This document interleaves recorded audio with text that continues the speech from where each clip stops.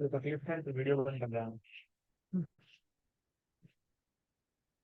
नमो अरिहन्ताणं नमो सिद्धाणं नमो आर्याणं नमो उवज्जायाणं नमो लोये सव्वसाहूणम्।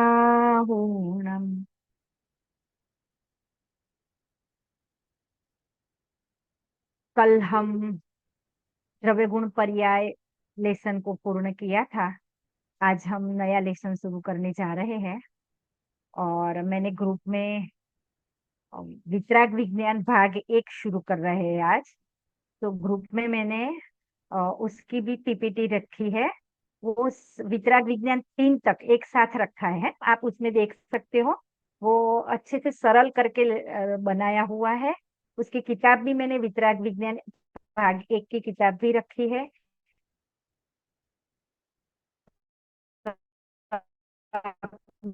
दोनों का उपयोग कर सकते हो।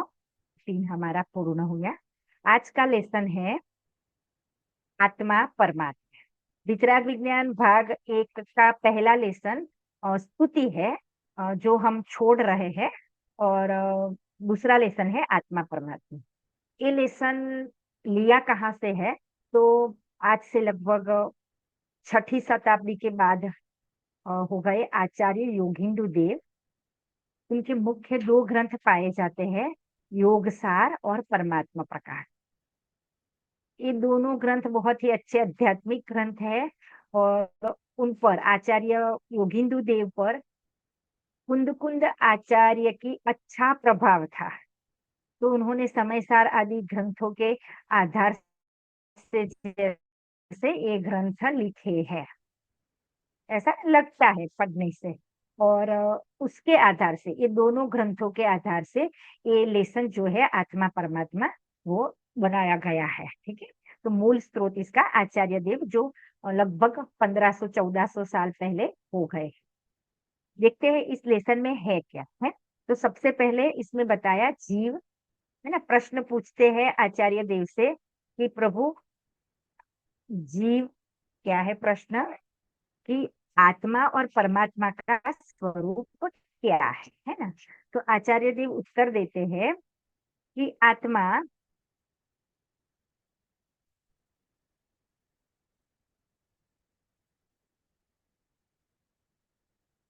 हाँ, आचार्य देव कहते हैं कि आपने जो प्रश्न पूछा, देखो समय सार की भी शुरुआत में शिष्य का प्रश्न रखा है। कैसा रखा है?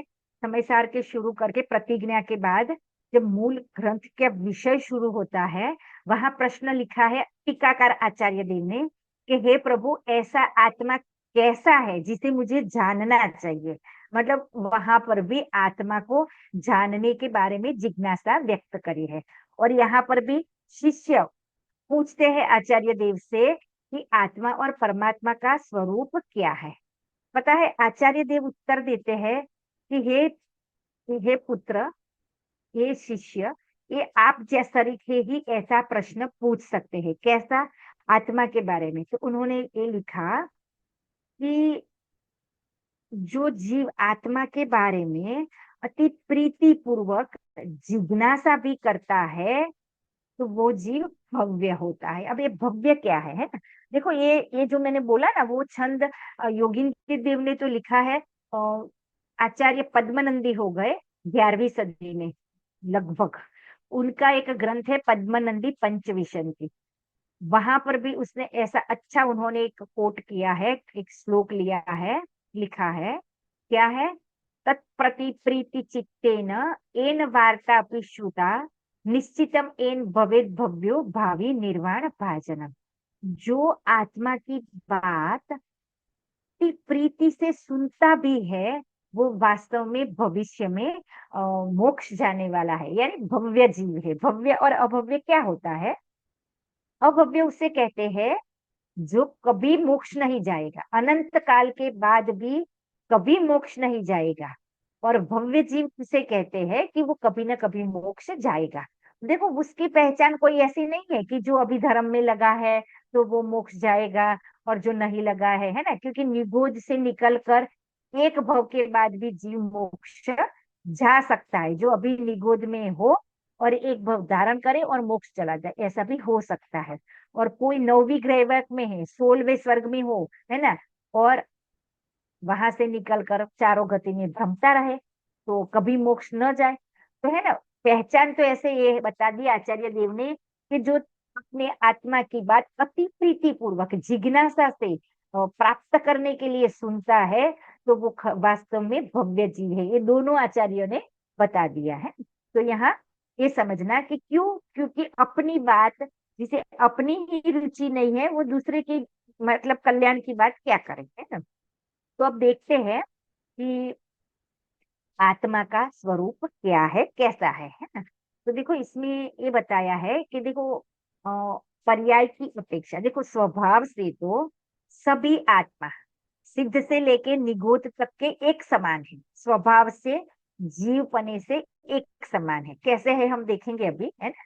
लेकिन अब पर्याय में जो बदलता हुआ पार्ट है, बदलता हुआ एक एंगल है जीव का, उस एंगल से जीव के तीन भेद बताए। एक बहिरात्मा, एक अंतरात्मा और एक परमात्मा। ठीक है, बहिरात्मा, अंतरात्मा, परमात्मा, बहुत सरल है, तीन नाम याद रखना है ना। बहिरात्मा यानी बाहर है, अंतरात्मा यानी अंदर है, और परमात्मा यानी भगवान। ठीक, समझते हैं पहले कि पर्याय की अपेक्षा, स्वभाव की अपेक्षा सब समान है का मतलब क्या है ना। तो समझो, मानो एक एक फव्वारा हो, फव्वारा देखा होगा आपने, फाउंटेन, है ना। अब वो रात हो तो उसके लाल नीले पीले लाइटें जलती है। तो मान लो किसी फव्वारे के नीचे लाल कलर की लाइट है ना, और वो चालू हुई। अब मुझे बताओ फव्वारा कैसा हो गया, है ना, वो फव्वारे का पानी लाल लाइट जलने से कैसा हो गया। श्रद्धा, बता पाओगे? बहुत सरल है ना। लाल लाइट जलाई है, फव्वारे का पानी कैसा हो गया, बोलो भाई। नीलेश भाई, हाँ, मामी ने आज कैमरा नहीं खोला है ना, आप खोलो मामी, अच्छा लगेगा, खोल पाओ तो, है ना। हाँ, नीलेश भाई, फव्वारे फव्वारे का पानी कैसा हो गया?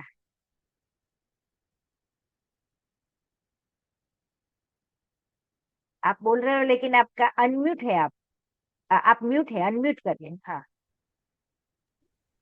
પાણી લાલ દેખાશે બાકી પાણીની જે ગુણ છે ને એ પાણી પાણી જ રહેશે. हाँ, है ना, पानी पानी ही रहा है ना। वो लाल दिख रहा है लेकिन लाल हो नहीं गया है ना। ये तो उदाहरण है, उदाहरण के लिए हम समझ रहे हैं ना कि पानी लाल दिख रहा है, लाल हो नहीं गया है।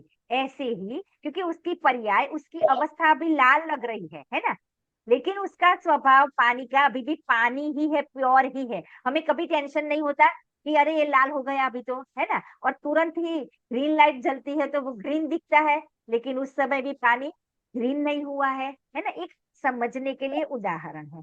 ऐसे ही आत्मा, है ना, स्वभाव से जब क्रोधी है, पापी है, अज्ञानी है, वो सब एक अवस्था, बदलती हुई अवस्था में है ना। स्वभाव अगर पापी हो जाए, स्वभाव अगर कषाय वाला हो जाए, अज्ञानी हो जाए, तो वो कभी सिद्ध नहीं हो पाए। तो अब ये जो पर्याय है ना, अवस्था, बदलता हुआ पार्ट, बदलता हुआ एंगल, है ना, उसके तीन भेद पड़ते हैं, बहिरात्मा, अंतरात्मा और पर परमात्मा। ठीक है, अब एक एक को समझते हैं ना, जीव के तीन भेद, बहिरात्मा, अंतरात्मा और परमात्मा। बहिरात्मा किसे कहते हैं? तो बहिरात्मा जो शरीर को और आत्मा को एक मानता हो, है ना, पर द्रव्य को अपना मानता हो, है ना, गाड़ी है, मकान है, पत्नी है, बच्चे हैं, गहने हैं, कपड़े हैं, जो जो है ना, ये सब चीजें ये मेरी है ऐसा मानता हो, ये शरीर ही मैं हूँ ऐसा मानता हो। दो बातें हो गई, ठीक है। और एक तीसरी बात भी है, कौन सी? राग द्वेष को स्वभाव मानता हो, है ना। जैसे फव्वारे का पानी लाल दिखने पर अरे पानी लाल हो गया, ऐसा मानता हो, है ना। देखो उदाहरण देते हैं कि राग द्वेष तो आत्मा का ही है ना, राग द्वेष कौन करता है? हम ही तो करते हैं। तो फिर उसको आत्मा का नहीं माने क्या? और नहीं माने तो फिर उसको दूर कैसे करेंगे, है ना? तो समझना जरा। जैसे शरीर में फोड़ा हो गया, फोड़ा घुमड़ा, गुजराती में घुमड़ा बोलते हैं ना, फोड़ा हो गया, है ना? अब फोड़ा हो गया तो उसको, उसकी वजह से तकलीफ भी है, हुआ भी अपने शरीर में है ना? उसको दूर करने का इलाज भी हमें करना पड़ेगा, है ना? फिर भी वो फोड़ा अगर शरीर का अंग नहीं है ना? अगर शरीर का अंग होता, जैसे उंगली शरीर में है, वो शरीर का अंग है इसलिए रखने लायक है, दूर करने लायक नहीं है। लेकिन फोड़ा, जैसे उंगली शरीर में है वैसे शरीर में होते हुए भी शरीर का पार्ट नहीं है ना? वो दुख रूप है और इसलिए छोड़ने लायक है, वो हमेशा रखने लायक नहीं है। वो एक अवस्था का विकार है। ऐसे ही राग द्वेष जो है वो जीव के आत्मा में होते हैं, जीव में होते हैं। जीव की ही कमजोरी या जीव का ही भूल है और निकालना भी जीव को ही पड़ेगा। फिर भी वो स्वभाव नहीं है, यानी हमेशा टिके ऐसी चीज नहीं है ना? वो नष्ट हो सकती है और वो विकार है, मैल है। ऐसे ही ये जो राग द्वेष है वो आत्मा का स्वभाव नहीं है, लेकिन हम लोग उसे अपना स्वभाव ही मान ले तो ये मिथ्या दृष्टि है। इसे कहेंगे बहिरात्मा। जो परद्रव्यों को अपना मानता है, शरीर को ही मैं मानता है और राग आदि को अपना स्वभाव मान लेता है ना? राग आदि में सब आ जाएगा, पुण्य और पाप दोनों ही, शुभ अशुभ भाव दोनों ही राग है ना? वितराग नहीं है, राग है। और राग है तो वो विकार है, छोड़ने लायक है। जैसे फोड़ा है, बड़ा हो या छोटा हो, रोग है ना? ऐसे ही तो हम लोग शुभ भाव को तो अच्छा जान के, देखो शुभ भाव तो होंगे, कब तक होंगे? मोक्ष होने के पहले पहले तक होंगे, है ना? लेकिन वो उतना राग है उतना दुख भी है। मैं समझाती हूँ थोड़ा सा। जैसे दया करना शुभ भाव है, ठीक है ना? और हमें किसी पर दया आती है ना? भी कोई ऐसी घटना बन जाए, है ना? जैसे ब्रह्मचारी भाई वो बता रहे थे, उन्होंने पानी उबलने के लिए रखा था, पीने का पानी। उनका घर बहुत पुराना है और बहुत सगवड़ के नाम पे कुछ नहीं है, बहुत ब्रह्मचारी है तो सादगी से रहते हैं। वो थोड़े आगे पीछे खींचते होंगे और वो पानी में छिपकली गिरी।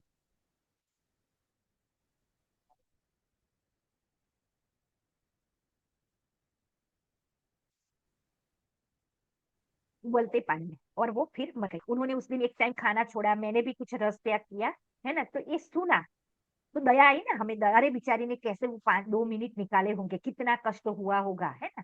ऐसी घटनाएं हमारे आसपास बहुत होती रहती है, बहुत, है ना? तो ये एक घटना सुन के जैसे तो हमें क्या हुआ? हमें मजा आ गया क्या? दुख हुआ, है ना? देखो सर्वज्ञ भगवान ने भी उस घटना को जाना, है ना? लेकिन उनको दुख नहीं हुआ क्योंकि उनको राग नहीं है, दया नहीं है। और हमें राग है तो किसी का भी, है ना? हमें अभी नरक नरक के दुख सुनाए तो हमें ऐसा लगे अरे कोई जीव ऐसा दुख न भोगे, कोई जीव ऐसे नरक में नहीं जाए, तो हमें क्या होती है? करुणा होती है, तो तुरंत अंदर से दुख होता है ना?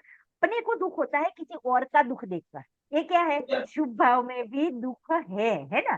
तो शुभ भाव भी राग है, वहां जहां जहां राग है वहां दुख है ना? अपने अपने परिचितों के प्रति राग है। मान लो मेरे रिलेटिव कोई हो और उनको आर्थिक संकट आ जाए, इतनी तकलीफ है कि आजीविका बिल्कुल जीरो हो गई हो, है ना?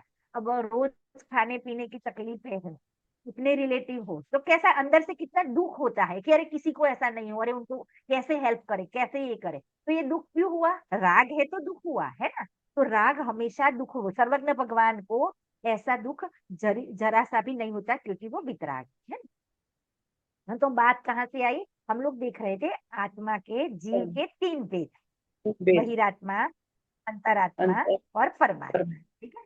अब बहिरात्मा किसे कहते हैं? कि जो शरीर को अपना माने, शरीर ही मैं हूं ऐसा माने, फिर परद्रव्य को अपना माने और राग को अपना स्वभाव माने, है ना? राग है, मेरी पर्याय में है, छोड़ने लायक है, उसका ज्ञान है, लेकिन वो मेरा स्वभाव नहीं है, क्योंकि वो दुख रूप है। मेरा स्वभाव ज्ञान है, और ज्ञान और राग वास्तव में अपने अपने लक्षणों से भिन्न है ना। तो ऐसे तीन बातें हमने देखी। उसको जो भरबड़ी करता है वो बहिरात्मा है। अब उसका दूसरा नाम है मिथ्या दृष्टि है ना। अब उसको मिथ्या दृष्टि कहो, बहिरात्मा कहो, अज्ञानी कहो, दुखी कहो, है ना, ऐसे नाम से बोल सकते हैं। अब दूसरा, अंतर आत्मा। ठीक है। अब अंतरात्मा कैसा है, किसे कहते हैं, है ना। तो जो अपने को जानने के बाद, जब अपने को जाना, अनुभवा, ज्ञान हुआ, तो पता चला ये शरीर में नहीं हूँ। जब शरीर ही मैं नहीं हूं तो ये पदार्थ मेरे कैसे, है ना। देखो, कोई पति पत्नी हो और मान लो उनमें नहीं बनती हो, तो डाइवोर्स होने वाले हैं, ठीक है। तो अब डाइवोर्स हो गए मान लो, तो पति ने पत्नी को डाइवोर्स दिए, अब उनको उनको सासू से, ससुर से, जो जो दूसरे हैं, उन सब के साले से, साली से, इन सब से भी डाइवोर्स लेने पड़ेगी क्या। पत्नी से डाइवोर्स हुए तो सारे रिश्ते खत्म, है ना।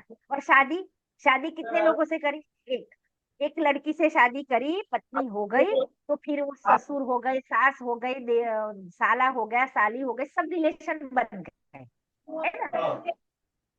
तो एक से शादी करी, सारे रिलेशन बन गए, और एक से शादी टूटी, सारे रिलेशन अपने आप टूट गए। ऐसे ही ये शरीर से संबंध जोड़ा कि ये मैं हूँ, तो फिर शरीर को जन्म देने वाले माता पिता, है ना, शरीर के साथ रमण करने वाले पति पत्नी, शरीर से उत्पन्न हुए वो बच्चे, है ना, ये सारे रिलेशन का पूरा खड़ा होता है। तो जब ये समझ में आ गया अपने को जानने के बाद, ये शरीर ही मैं नहीं हूँ, तो दूसरे के साथ कैसे। तो फिर क्या करता होगा, वो रोज लड़ता होगा, झगड़ता होगा, कि कुछ नहीं, जैसा चल रहा है वैसा ही चलेगा, है ना। जैसी परिस्थिति बन रही है वैसी ही बनेगी, मान्यता बदल गई, है ना। मान लो कोई पागल हो, और अपने को, मान लो वो गरीब है और अपने को महारानी मान रहा है, दरिद्र लड़की है और अपने को महारानी मान रहा है, ठीक है। तो अब उसको करना क्या है, महारानी मान मान कर दुखी हो रहा है कि अरे मेरा महल कहाँ गया, अरे मेरे ये कहाँ गए, दुखी हो रही है। तो उसको करना क्या है, अरे उसको ये मानना पड़ेगा कि मैं महारानी नहीं हुआ। अब उसको लिए उसको करना क्या है, करना कुछ नहीं, सही मान्यता करनी है ना। ऐसे ही, ऐसे ही अपने को शरीर रूप मान रखा था, तो सारे संबंध बन रहे थे, सारी क्रियाएं हो रही थी। अब सिर्फ ये सब होता हुआ जानेगा और अपने को आत्मा मानता रहेगा, है। उसमें कोई क्रिया नहीं बदल जाएगी, उसमें कोई लड़ना झगड़ना नहीं होगा, कुछ नहीं होगा, वही की वही प्रोसेस चलती रहेगी। तो जो अपने को जानता है, तो पर द्रव्य को पर मानता है ना, शरीर को और पर द्रव्य को पर मानता है, और राग को अपना स्वभाव नहीं मानता, तो उसे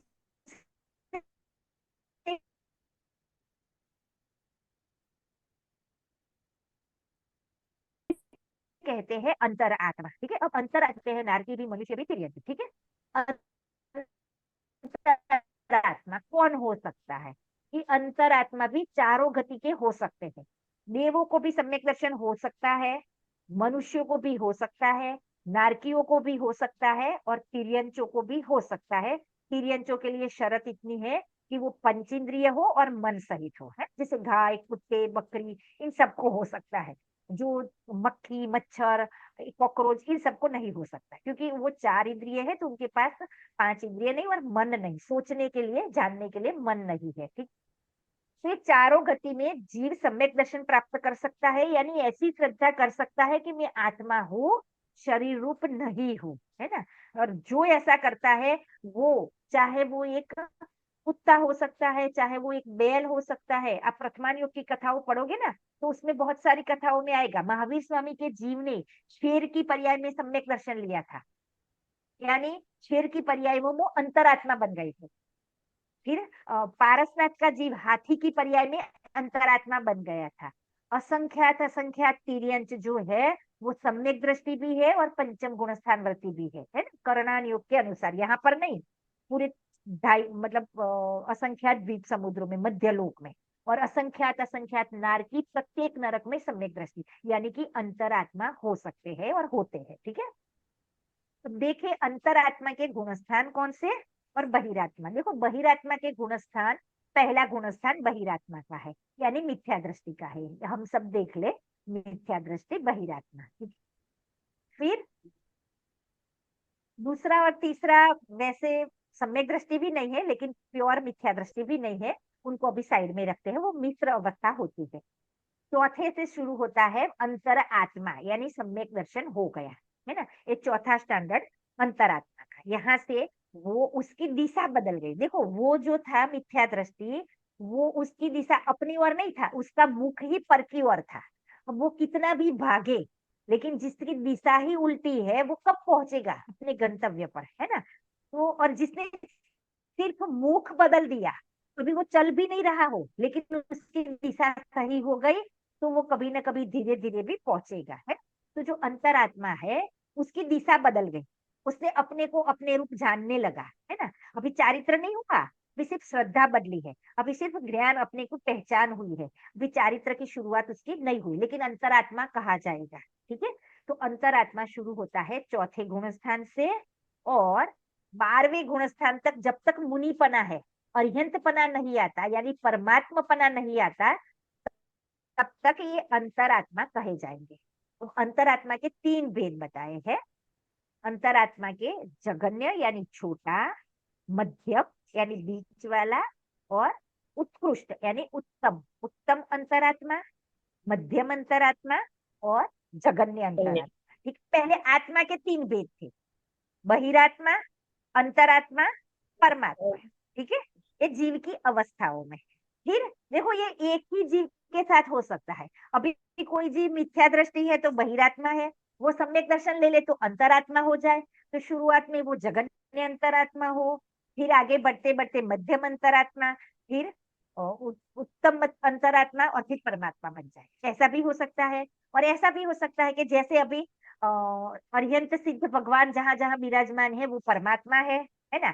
जहाँ मुनिराज है, भावलिंगी संत है, वो अंतरात्मा है, सम्यक दृष्टि है अंतरात्मा है, और जो मिथ्या दृष्टि है वो बहिरात्मा है। ऐसे भी देख सकते हैं। एक ही जीव के 3 अवस्था बदल बदल के, हाँ, ये 3 अवस्था एक ही जीव की एक साथ में नहीं होगी। जो बहिरात्मा होगा वो उसी समय अंतरात्मा नहीं होगा, और अंतरात्मा और बहिरात्मा कोई भी उसी समय परमात्मा भी नहीं होंगे। तो एक जीव को क्रम क्रम से आ सकती है, लेकिन एक साथ नहीं आ सकती। लेकिन अलग अलग जीव के अनुसार अभी परमात्मा भी विराजमान है, अंतरात्मा भी होते हैं, और बहिरात्मा तो है ही विश्व में, है ना। हाँ, तो जो मिथ्या दृष्टि है वो बहिरात्मा है। सम्यक दर्शन होते से ही चौथा गुणस्थान आएगा, उसे कहेंगे अंतरात्मा। लेकिन वो कौन सा अंतरात्मा होगा? चौथे गुणस्थान वाला जगन्य यानी छोटा अंतरात्मा है ना। चौथा गुणस्थान कैसे होता है वो थोड़ा देखेंगे हम आगे जाके। लेकिन अभी मध्यम कौन है? तो पंचम गुणस्थान वाला मध्यम अंतरात्मा है ना। पंचम गुणस्थान में क्या होगा? श्रावक के व्रत आदि का पालन होगा। क्यों होगा वगैरह देख रहे हैं अभी, है ठीक है। और फिर उत्तम अंतरात्मा कौन है? तो छठे गुणस्थान से लेके मुनिराज, 12वें गुणस्थान तक के मुनिराज, वो सारे उत्तम अंतरात्मा कहे जाते हैं। ठीक है, अब इन तीनों की अवस्था देखो, एक अवस्था में भी बहुत डिफरेंस पड़ गया, और डिफरेंस क्या है वो हम देखते हैं। उसके बाद जो अरिहंतपना प्राप्त कर लेंगे घाती कर्मों का नाश करके, और फिर सिद्ध दशा प्राप्त करेंगे, वो दोनों परमात्मा कहे जाएंगे। एक सामान्य हमने देख लिया, बहिरात्मा सम्यक दृष्टि से लेके जब तक केवल ज्ञान नहीं हो अंतरात्मा, और केवल ज्ञान हो जाने के बाद अरिहंत सिद्ध परमात्मा। ठीक है, ये सारी जीव की अवस्थाएं हैं। ठीक है, तो भी अंतरात्मा में थोड़ा सा अच्छे से समझना पड़ेगा, है ना। अंतरात्मा में क्या होता है पहले थोड़ा सा ये भी बता दूं। तो देखो, ये जैसे हमने कहा ना, मिथ्या दृष्टि, सम्यक दृष्टि और केवली भगवान, ये 3 भाग को कह सकते हैं। बहिरात्मा को मिथ्या दृष्टि कह सकते हैं, अंतरात्मा को सम्यक दृष्टि कह सकते हैं, और परमात्मा तो पूर्ण सम्यक दृष्टि है ही। ठीक है, फिर दूसरी अपेक्षा देखे, बहिरात्मा दुखी है, ओनली दुखी है ना। फिर भी दुख है, सच्चा सुख अभी हमने चखा भी नहीं है, देखा भी नहीं है। ठीक है। तो ये तो जो इंद्रिय दुख सुख है ना, वो कम दुख की अपेक्षा सुख कहते हैं ना, तिर्यंचों की अपेक्षा या ऐसे दरिद्री दुखी रोगी जीवों की अपेक्षा हम थोड़े अच्छे लगते हैं तो सुखी कहे जाते हैं, लेकिन वास्तव में मिथ्या दृष्टि सिर्फ दुखी है। सम्यक दर्शन से शुरुआत होके जब तक केवल ज्ञान नहीं होगा, दोनों धाराएं चलेगी, यानी दुख भी होगा सुख भी होगा, क्योंकि ये जो अवस्था है अंतरात्मा की उसमें राग भी है और वितरागता भी है। तो जितना राग है उतना दुख है, जितनी वितरागता है उतना सुख है। जैसे जैसे वितरागता बढ़ती जाएगी सुख बढ़ता जाएगा, है ना। और फिर परमात्मा बन जाएंगे तो पूर्ण सुखी, कोई दुख नहीं। बहिरात्मा सिर्फ दुखी है, परमात्मा सिर्फ सुखी है, और अंतरात्मा चौथे से लेके 12वें गुण स्थान तक सुख और दुख दोनों चल रहा है। चौथे वाले को दुख ज्यादा है सुख कम है, पंचम वाले को दुख थोड़ा कम हो गया सुख थोड़ा बढ़ गया, और छठे से 12वें तक के मुनिराजों को सुख बढ़ते बढ़ते बहुत बढ़ गया और दुख कम होते होते बहुत कम हो गया, और अरिहंत भगवान को दुख 0 हो गया और सुख पूर्ण हो गया है। तो ये सुख दुख की अपेक्षा, ठीक है। फिर वितराग समझ में आ गई। मिथ्या दृष्टि पूर्ण रागी है, पूर्ण रागी। चौथे से 12वें तक के अंतरात्मा वो राग और वितरागता का मिश्रण चलता है, जैसे जैसे आगे बढ़ेंगे वितरागता बढ़ती जाएगी। और अरिहंत भगवान पूर्ण वितरागी है ना। वहां दृष्टि बहिरात्मा सिर्फ अज्ञानी है। देखो कितना भी शास्त्रों का ज्ञान हो, कितना भी लॉ जानता हो, वकील बड़ा हो, कायदे जानता हो, कोई बड़ा इंजीनियर हो, कोई बड़ा डॉक्टर हो, कोई कुछ भी जानता हो, है ना, लेकिन बहिरात्मा है वो अज्ञानी है, क्योंकि जो जानता है वो विपरीत जानता है। संसार बढ़ाने का कारण जानता है ना। शास्त्र जानता है तो शास्त्र जान तो लिए, लेकिन शास्त्र में जो कहा ऐसा माना नहीं। शास्त्र में कहा कि तू शरीर से भिन्न है, ऐसा नहीं अनुभवा, ऐसा नहीं जाना, तब तक वो कितने भी ग्रंथ पढ़ता हो, कितने भी बड़ी बड़ी बातें जानता हो, तो भी अज्ञानी है, ठीक है। और चौथे से लेके सम्यक ज्ञानी, ठीक है। देखो शिवभूति मुनिराज, है ना, हमने पहले एक कथा सुनी थी, उनको कुछ भी याद नहीं रहता था, ज्ञान इतना कम था, लेकिन उन्होंने सिर्फ इतना याद, इतना समझ में आया कि तुष्मास भिन्न, याद है स्टोरी। स्टोरी ऐसी थी कि उनको कुछ याद नहीं रहता था। उनके गुरु ने कहा, बेटा, शिष्य को कहा कि तू सिर्फ इतना याद रख कि मातुष मारुष, यानी राग द्वेष नहीं करना है। तो वो रट्टा लगा रहे थे, क्या मातुष मारुष ऐसा बोल रहे थे और जा रहे थे। तो वो माइया बातें कर रही थी, क्या क्या कर रहे हो बहन। तो उनके जमाने में तो संस्कृत भाषा बोली जाती होगी ना, तो वो बोलती है कि तुष्मास भिन्नम, यानी मैं दाल और छिलके को भिन्न कर रही, वो उसको झटक रही थी, दाल और छिलके को भिन्न कर रही। तुष्मास भिन्नम, तुष यानी छिलका, मास यानी दाना दाल, ठीक है। उनको जो रट्टा लग रहा मातुष मारुष वो बदल गया, होता है ऐसा, है ना। तो क्या बदल गया, ठीक है। तुष्मास भिन्नम तुष्मास भिन्नम तुष्मास भिन्नम। अब ऐसा रट्टा चल रहा था तो उनका ध्यान गया कि मैं क्या बोल रहा हूँ, तुष्मास भिन्न, दाल और छिलका अलग अलग है। इसका मतलब जैसे ये छिलका शरीर और ये दाल शरीर। यानी ये आत्मा दोनों अलग अलग है ना। और शरीर और आत्मा का भेद विज्ञान कर लिया, अपने आत्मा को जान के पूर्ण लीनता करके उसी भव से मोक्ष चले गए, है ना। तो ये सम्यक ज्ञानी थे, है ना। और शास्त्रों का ज्ञान पढ़ के अपने को अपने रूप नहीं जाने, है ना, बोले बहुत लेकिन नहीं जाने, तो वो मिथ्या दृष्टि है ना, तो वो बहिरात्मा है। और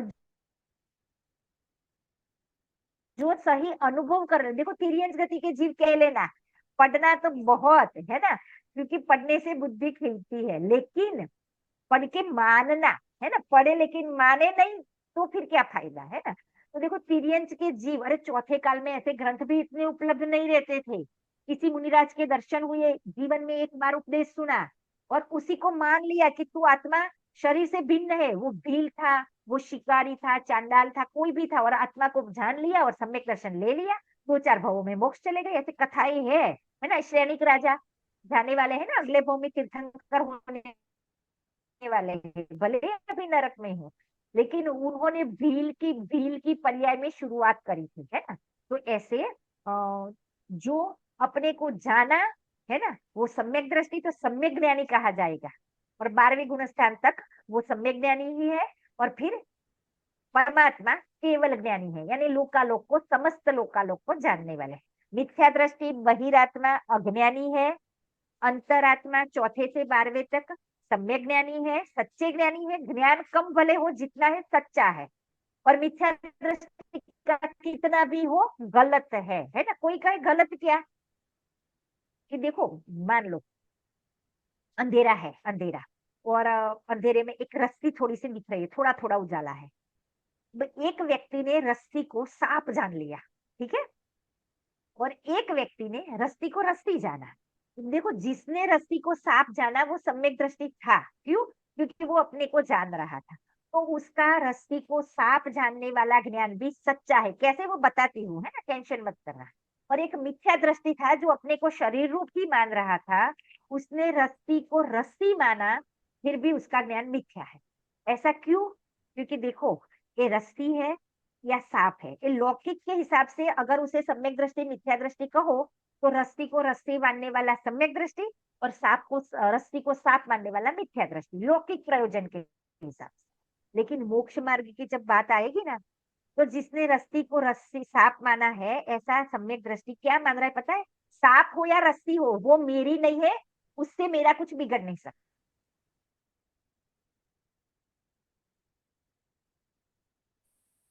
ये पर द्रव्य है, रस्सी हो तो भी, और उससे ना मेरा कुछ बिगाड़ है ना मेरा कुछ लाभ है। और जो मिथ्या दृष्टि है, उसे या तो रस्सी मान रहा है, तो अरे ये मेरे काम की है, या अच्छा ये मेरी है, या फिर क्योंकि शरीर को अपना मान रहा है तो उसको भी। और वो क्या सम्यक दृष्टि का नुकसान नहीं करता सर्प? कि देखो, जितना राग है उतना नुकसान उसे भी दिखना, वही भी होगा। लेकिन श्रद्धा सच्ची हो गई कि मैं मरता नहीं हूँ, और शरीर को सांप काटेगा तो मेरा कुछ, आत्मा का कुछ नुकसान होने वाला नहीं, उतनी श्रद्धा पक्की हो गई है, उतना ज्ञान उसका सम्यक हो गया है। तो ये मोक्ष मार्ग प्रकाशक में बहुत बढ़िया लिया हुआ है अभी समझाने के लिए। तो मिथ्या दृष्टि, है ना, जितना भी मानता हो, लेकिन सही अपने को अपने रूप नहीं जानता, तो पूरे विश्व को गलत मानता है। देखो कैसे, जैसे मैं अपने को शरीर रूप मानती हूँ, तो पूरे विश्व के जीवों को शरीर रूप मानती हूँ। सामने भगवान बैठे हैं, उनको भी शरीर रूप मानती हूँ। सामने मुनिराज बैठे हैं, उनको भी शरीर रूप मानती हूँ। तो सारा मिथ्यात्व चल रहा है। और जो ज्ञानी है, अपने को शरीर से भिन्न जानता है, पूरे विश्व के जीवों को आत्मा देखता है, और अपने आप इसलिए अहिंसा पलती है, सारे व्रत भी पलने लगते हैं। तो देखो, जितने अंतरात्मा है वो सम्यक ज्ञानी है, और परमात्मा है वो केवल ज्ञानी है ना। हमने कितनी अपेक्षा देखी। बहिरात्मा मिथ्या दृष्टि दुखी है, अंतरात्मा सुख और दुख मिश्र अवस्था चल रही है, और परमात्मा पूर्ण सुखी है। बहिरात्मा मिथ्या दृष्टि है, यानी उनकी श्रद्धा गलत है। अंतरात्मा सम्यक दृष्टि है, उनकी श्रद्धा सच्ची हो गई, मैं कौन हूं ऐसी श्रद्धा।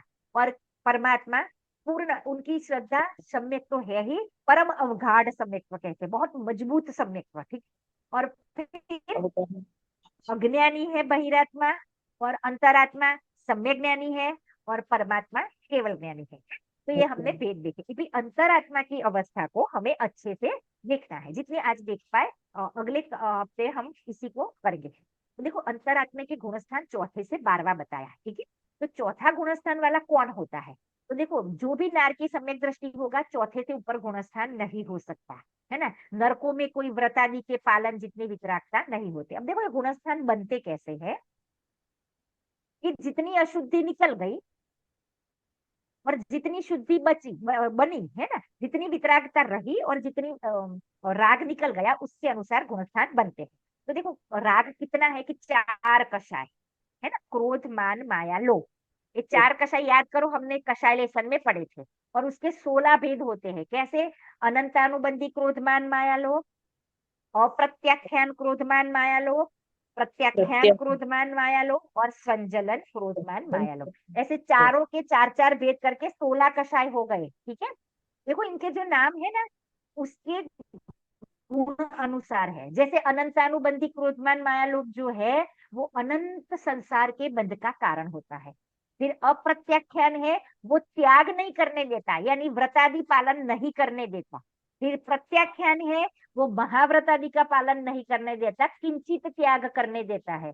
और संजलन है, वो महाव्रत यानी चारित्र के साथ भी रहता है, वो अपना बना रहता है जगह, उसे कहते हैं स्वंजलता रहता है, ऐसा है। तो अभी इसको याद रखने की जरूरत नहीं है, कोई बात नहीं, थोड़ा कठिन हो सकता है, लेकिन अनंतानुबंधी क्रोधमान माया लोभ कब जाएंगे?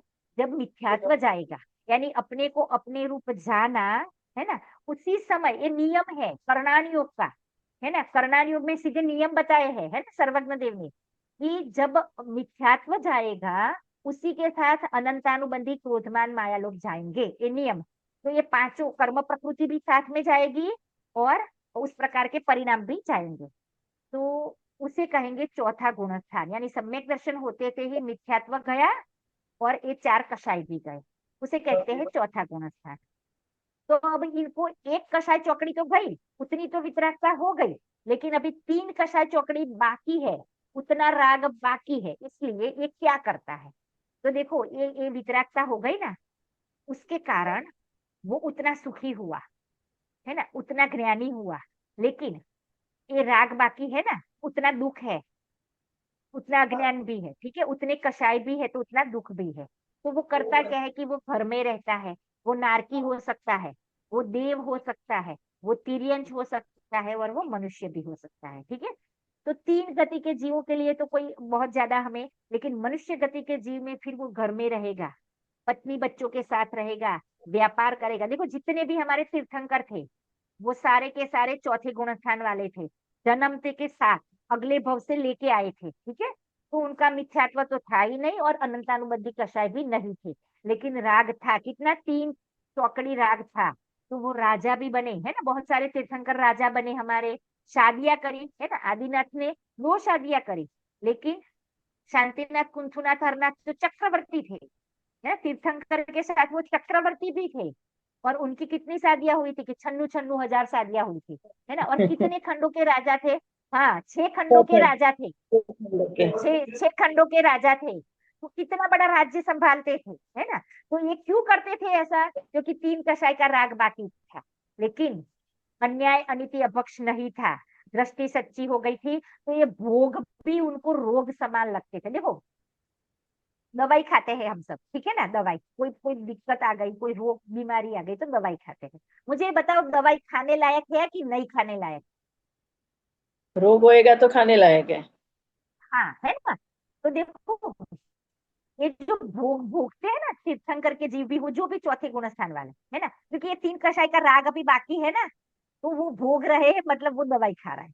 लेकिन श्रद्धा ये है कि अच्छा, हमें दवाई खानी कितनी अच्छी लगती है कि नहीं नहीं, ये तो मीठी गोली है तो मैं तो रोज खाऊंगा, है ना, बुखार उतर जाए तो भी खाऊंगा, ऐसा कोई करता है?